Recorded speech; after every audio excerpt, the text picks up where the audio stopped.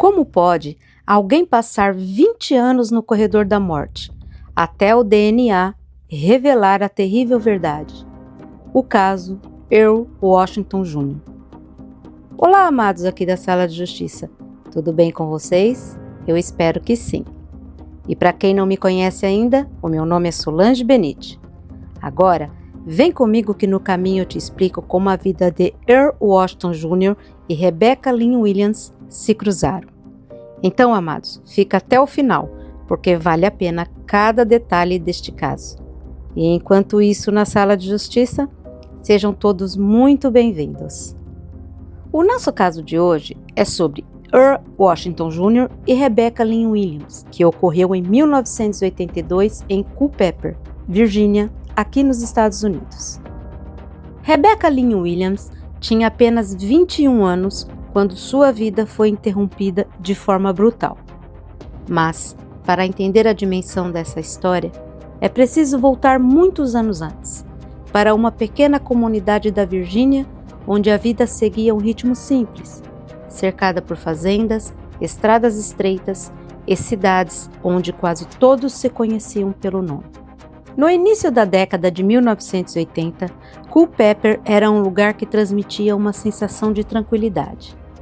As portas das casas permaneciam destrancadas, crianças brincavam nos quintais e famílias construíam suas vidas acreditando que estava longe da violência que costumava ocupar as manchetes das grandes cidades americanas. Foi nesse ambiente que Rebecca cresceu e construiu sua própria família. Amigos e parentes a descreviam como uma jovem dedicada, trabalhadora e profundamente ligada aos filhos. Ela era mãe de 3 crianças pequenas, e grande parte de sua rotina girava em torno delas. Rebecca era casada com Norman Williams, em 1992, com quem teve os 3 filhos. Norman trabalhava para sustentar a família, embora as fontes públicas não sejam consistentes quanto à sua ocupação específica. No dia do crime, Norman estava em casa, fato confirmado durante a investigação. Portanto, ele não foi considerado suspeito após as apurações. Após a morte de Rebecca, ele ficou responsável pela criação dos 3 filhos, enfrentando o luto e a perda da esposa. E segundo relatos, nada indicava problemas conjugais ou histórico de violência doméstica. Familiares e pessoas próximas descreviam Rebecca como uma jovem mãe dedicada à família e não há registros públicos de que o casamento estivesse em crise ou de que Norman estivesse qualquer envolvimento no homicídio. E depois do assassinato, Norman evitou a exposição pública. Diferentemente de alguns familiares que deram entrevistas em outros casos famosos, ele praticamente desapareceu dos holofotes. Os registros judiciais e as reportagens sobre Earl Washington Jr. passaram a focar principalmente na condenação injusta, na luta pela exoneração e nas evidências de DNA, e não na vida posterior de Norman. Rebecca, além de boa mãe, ela era conhecida pelo carinho que demonstrava às pessoas próximas e pela disposição em ajudar quando alguém precisava. Sua vida não era perfeita. Havia desafios financeiros e responsabilidades comuns a tantas famílias jovens da época, mas existiam sonhos, planos e um futuro inteiro pela frente. Ela gostava de momentos simples, das conversas em família e das pequenas alegrias do dia a dia. Nada indicava que aquela jovem mãe, em poucos anos, se tornaria o centro de um dos maiores erros judiciais da história americana. E é exatamente aqui que essa história deixa de ser apenas um caso criminal e se transforma em algo muito maior. É um relato sobre perda, injustiça e as consequências devastadoras de uma investigação conduzida de forma equivocada.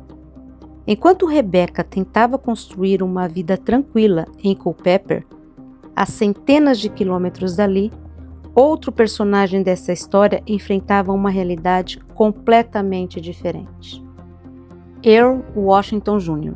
nasceu em 1960 na Virgínia. Ele cresceu em uma família de poucos recursos financeiros.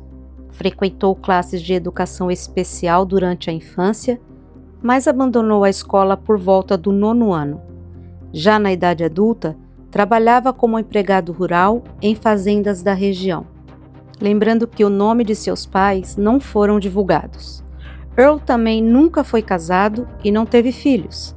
E sendo assim, temos poucas informações sobre seus familiares, infelizmente. Porém, os registros confirmam que Earl tinha pelo menos um irmão. Um dado importante aqui, meus amados, é que testes posteriores mostraram que Earl possuía um QI em torno de 69, caracterizando uma deficiência intelectual significativa, fator que contribuiu para sua vulnerabilidade durante os interrogatórios policiais em circunstâncias difíceis, e passou grande parte da vida lidando com limitações intelectuais que afetavam sua compreensão do mundo ao redor. E um outro fato importante aqui neste caso é que em 1983, antes de ser acusado pelo assassinato de Rebecca Lynn Williams, Earl foi preso por um episódio em que, após uma discussão, ele atirou no pé do seu irmão com uma arma que havia roubado durante um assalto a uma vizinha idosa chamada Hazel Weeks. Esse foi um dos crimes pelos quais ele realmente era culpado e pelos quais recebeu uma pena de prisão.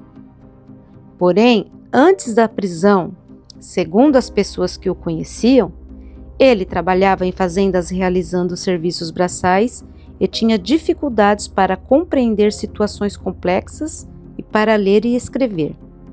Ele era descrito como uma pessoa tranquila e de comportamento simples. Dependia frequentemente da orientação de outras pessoas para tomar decisões importantes. E era facilmente influenciável, característica que teve papel central na falsa confissão que o levou ao corredor da morte. Pessoas que o conheceram o descreviam como alguém de comportamento simples, trabalhador e muitas vezes vulnerável. Earl tinha dificuldades de aprendizado desde a infância e, na vida adulta, realizava trabalhos temporários em fazendas e pequenas propriedades rurais. Seu cotidiano era marcado por tarefas simples e uma rotina repetitiva. E em muitos momentos dependia de orientação de outras pessoas para compreender situações mais complexas. Décadas depois, especialistas apontariam que o seu nível intelectual o tornava extremamente suscetível à influência e à pressão de autoridades. Mas, naquele momento, ninguém imaginava que essas características teriam um papel decisivo em uma tragédia judicial. Earl não conhecia Rebecca. Os dois viviam em mundos completamente diferentes e, ainda assim, seus destinos acabaram ligados para sempre por uma investigação que mudaria inúmeras vidas. O que torna esse caso tão impactante é que justamente esse contraste. De um lado, uma jovem mãe, que perdeu a vida, e do outro, um homem com limitações intelectuais que seria levado ao corredor da morte por um crime que as evidências científicas mais tarde mostrariam que ele não cometeu. E foi na noite de 4 de junho de 1982 que a rotina de Rebecca foi interrompida de forma irreversível. Os registros indicam que ela estava em casa, em Culpeper, na Virgínia. Em algum momento, um invasor entrou na residência. O ataque foi violento e rápido. Rebecca sofreu agressões e morreu dentro de sua própria casa. Um local que deveria apresentar segurança e proteção. E de acordo com os registros da investigação da autópsia e dos documentos judiciais, Rebecca foi vítima de um ataque extremamente violento dentro de seu apartamento. Os fatos documentados indicam que ela foi agredida sexualmente durante o ataque e, em seguida, sofreu 38 facadas. Que horror! As lesões atingiram principalmente o pescoço, o tórax e o abdômen. Ai, Jesus, como pode? Os médicos concluíram que 14 dessas facadas, individualmente, tinha potencial para causar a morte, devido aos graves danos em órgãos e à intensa hemorragia. Com certeza. Quando os vizinhos e um policial chegaram ao apartamento, Rebecca ainda estava consciente, gravemente ferida e pedindo socorro. Meu Deus, fico imaginando a dor que ela estava sentindo e também o desespero. Que judiação! Ela repetia frases como me ajude, e informou que havia sido atacada e estuprada por um homem negro que agiu sozinho, descrevendo-o como um desconhecido. Rebecca foi levada às pressas para o Culpeper Memorial Hospital, onde passou por uma cirurgia de emergência para tentar controlar a hemorragia interna. Apesar dos esforços da equipe médica, os ferimentos eram graves demais e Rebecca morreu por volta das 14h05 daquele mesmo dia. Triste, não? Um detalhe, meus amados, particularmente comovente, é que 2 dos 3 filhos pequenos de Rebecca estavam dentro do apartamento durante o ataque. Naquele dia, Rebecca não estava apenas lutando pela própria vida. Dentro daquele pequeno apartamento estavam 2 das pessoas mais importantes do mundo para ela, seus 2 filhos pequenos. Um bebê de apenas 8 meses e uma criança de 2 anos. Eles eram jovens demais para entender o horror que acontecia diante deles, mas seriam obrigados a carregar para sempre a ausência da mãe. Enquanto isso, o filho mais velho estava longe, na escola, sem imaginar que naquele mesmo dia sua vida e a de seus irmãos mudariam para sempre. Felizmente, eles não sofreram agressões físicas, mas estavam presentes na residência quando o crime ocorreu. O filho mais velho estava na escola naquele momento. Anos depois, exames de DNA demonstraram que Earl Washington Jr. não era o autor da agressão sexual. Vai vendo. E claro, né? O crime causou choque imediato na comunidade. A notícia se espalhou rapidamente e o medo tomou conta da cidade. Um assassino daquela natureza parecia algo impensável para muitos moradores. Investigadores começaram a procurar pistas, testemunhas e possíveis suspeitos. Naquela época, a tecnologia forense era muito limitada em comparação aos padrões atuais. Testes de DNA ainda não eram usados em investigações criminais nos Estados Unidos. A polícia trabalhava com depoimentos, impressões digitais, análises laboratoriais básicas e, principalmente, confissões. E durante meses, o caso permaneceu sem solução definitiva. A família de Rebecca enfrentava uma dor impossível de medir. 3 crianças cresceram sem a presença da mãe. Os parentes buscavam respostas, a comunidade queria justiça. E, em meio à pressão para encontrar um culpado, começava a se formar uma sequência de eventos que décadas depois seria apontada como um dos mais graves erros do sistema criminal americano. Em 1983, Earl Washington Jr. foi preso por um caso sem relação com o assassinato de Rebecca. Durante o interrogatório, conduzidos pela polícia, investigadores passaram a questioná-lo sobre os diversos crimes ocorridos na Virgínia. O que aconteceu em seguida se tornaria objeto de estudos jurídicos e psicológicos por décadas. Earl, devido às suas limitações intelectuais, respondia perguntas de maneira confusa e frequentemente concordava com informações apresentadas pelos investigadores. Em diferentes momentos, fez declarações contraditórias e demonstrou não compreender completamente o que estava acontecendo. Ainda assim, após longas sessões de perguntas, acabou fornecendo detalhes que foram interpretados como uma confissão do assassinato de Rebecca. O problema é que muitas dessas informações estavam incorretas. Em alguns momentos, Earl descreveu elementos do crime que não correspondiam aos fatos conhecidos. Mesmo assim, as autoridades consideraram a confissão suficiente para acusá-lo formalmente. Para os familiares de Rebecca, parecia que finalmente havia um responsável. Para Earl, Porém, começava um pesadelo que duraria décadas.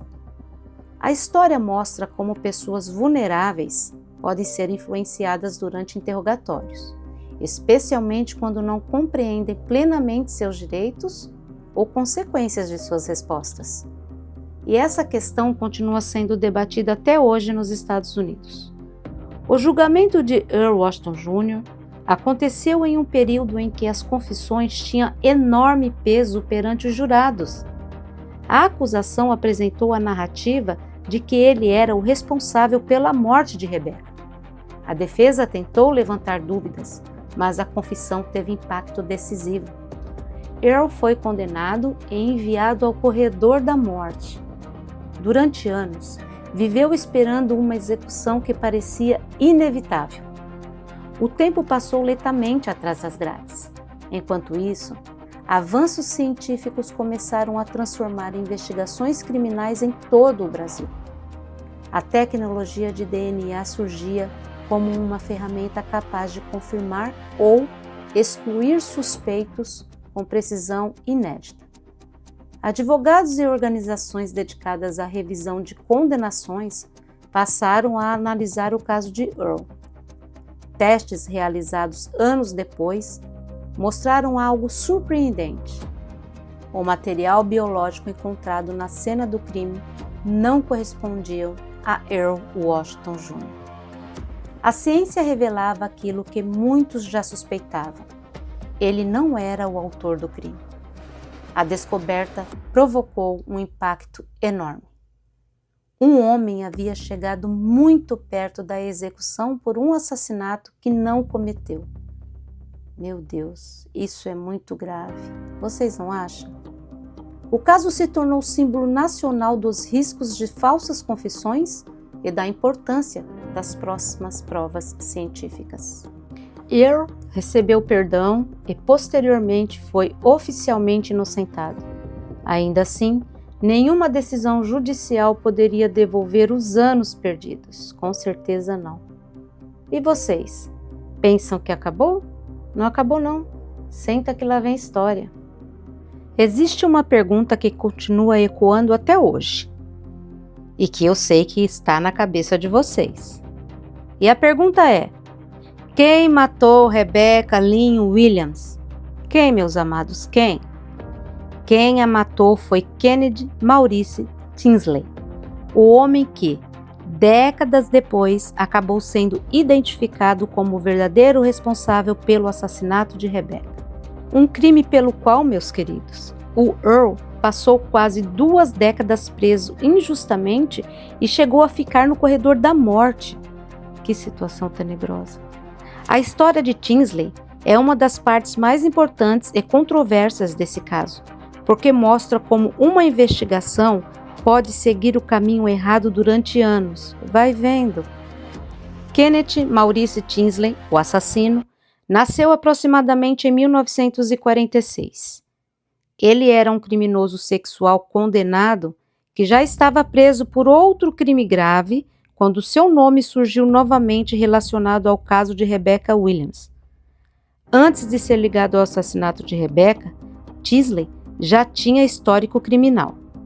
Ele estava cumprindo pena de prisão perpétua por um estupro cometido em 1984 contra uma mulher na Virgínia, além de outros crimes relacionados. Quer dizer, né, amados? Boa coisa ele não era. Esse histórico criminal se tornou uma peça importante quando os investigadores revisaram o caso de Rebecca anos depois. E sabe como Kennedy Tinsley entrou na investigação? Eu vou contar agora para vocês. Durante muitos anos, a polícia acreditou que Earl Washington Jr. era o responsável pela morte de Rebecca, certo? Errado. A condenação de Earl foi baseada principalmente em uma confissão considerada problemática, porque ele tinha limitações intelectuais e forneceu informações incorretas durante o interrogatório. Porém, quando novos testes de DNA foram realizados, uma descoberta mudou completamente a direção do caso. O material genético encontrado nas evidências do crime não correspondia a Earl. As análises posteriores apontaram uma correspondência com Kennedy Tinsley. O DNA encontrado em evidências ligadas ao ataque de Rebecca correspondia ao perfil de Kennedy. E o que aconteceu com Kennedy? Em 2006, Kennedy foi formalmente acusado pelo assassinato de Rebecca Lynn Williams e em abril de 2007, ele se declarou culpado pelo estupro e assassinato de Rebecca. Com parte do acordo judicial, recebeu 2 penas consecutivas de prisão perpétua, que foram acrescentadas às penas que ele já cumpria por crimes anteriores. Durante a audiência, Kennedy pediu desculpas pelo que havia feito, embora por muitos anos antes disso tivesse negado o envolvimento no crime. Amados, Kennedy confessou detalhes do assassinato. Vocês acreditam? Em 2007, ao aceitar a culpa pelo crime, Kennedy admitiu a responsabilidade pelo ataque contra Rebecca Lynn Williams. A condenação dele foi baseada principalmente nas evidências de DNA e na admissão de sua culpa. Mesmo assim, muitos detalhes da vida de Kennedy permaneceram desconhecidos publicamente, pois ninguém sabe sobre sua infância, seus pais, relacionamentos, filhos e possíveis outros crimes. Quer dizer, queridos, a maior parte dos registros públicos sobre ele está relacionado a seu histórico criminal. Vai vendo. Quer dizer que o cara viveu a vida cometendo crimes. Os registros dele são todos criminais. Que horror. E a identificação de Kennedy teve um significado enorme, porque confirmou algo que durante anos parecia impossível. Um homem inocente quase foi executado enquanto o verdadeiro criminoso continuava vivo. Que vergonha, né, polícia? Bom, o caso Earl Washington Jr. se tornou um dos exemplos mais conhecidos nos Estados Unidos porque abordou situações muito importantes sobre o perigo de falsas confissões, as falhas em interrogatórios policiais, a importância do DNA na revisão de condenações e o risco de pena de morte quando existe possibilidade de erro judicial. E por quase 20 anos, o nome de Earl Washington Jr. foi associado a um crime que ele dizia não ter cometido, e não cometeu mesmo. Mas, quando a ciência finalmente falou, a verdade revelou uma história ainda mais assustadora. Enquanto um homem inocente esperava pela morte, o verdadeiro assassino estava escondido atrás das grades por outro crime. Isso significa que, enquanto Earl passou anos preso injustamente, o autor do crime permaneceu livre. Para a família de Rebecca, a dor nunca terminou completamente. A perda continuou presente e a ausência de respostas definitivas tornou tudo ainda mais difícil. Para Earl, a liberdade trouxe novos desafios. Depois de décadas vivendo sob a sombra de uma condenação injusta, precisou reconstruir a vida em um mundo completamente diferente daquele que conhecia quando foi preso. Com certeza. Kennedy Maurice Tinsley, o homem cujo DNA acabou ligando-o ao assassinato de Rebecca Lynn Williams, morreu em 8 de julho de 2025, aos 78 anos de idade, na Geórgia. A causa de sua morte nunca foi divulgada publicamente. Ele deixou para trás uma história marcada por crimes graves, uma condenação por assassinato e uma ligação definitiva com um dos maiores erros judiciais da história da Virgínia. Kennedy tinha família própria, incluindo esposa, filhos e netos, embora essas informações sejam pouco relacionadas ao caso criminal. Meus queridos, esse caso não é apenas uma história sobre um erro judicial. É também uma história sobre uma jovem mãe que teve o futuro interrompido, sobre filhos que cresceram sem sua presença e sobre um homem vulnerável que quase perdeu a vida por um crime que não cometeu. O nome de Rebecca Lynn Williams permaneceu ligado à busca por justiça verdadeira, e o nome de Earl Washington Jr. tornou-se um símbolo das mudanças que transformaram o sistema criminal americano. Décadas depois, essa história continua lembrando algo essencial. A justiça só é realmente justiça quando busca a verdade, não apenas um culpado. Gente, que história foi essa? Que história incrível, não é mesmo? Amados, o caso Earl Washington Jr. e Rebecca Lynn Williams não recebeu uma grande produção como alguns casos famosos, mas existem sim livros, documentários, reportagens e programas de televisão que contam a história da condenação injusta de Earl e da descoberta posterior de DNA que apontava Kenneth para o assassinato. Então, eu vou deixar na descrição do vídeo para quem quiser saber mais sobre esse caso, ok? Amado, eu tenho uma pergunta para você. Na sua família, existe algum caso criminal que você gostaria que eu contasse aqui? Se sim, escreva para mim no e-mail que está na descrição do vídeo para que eu possa contar sua história aqui também.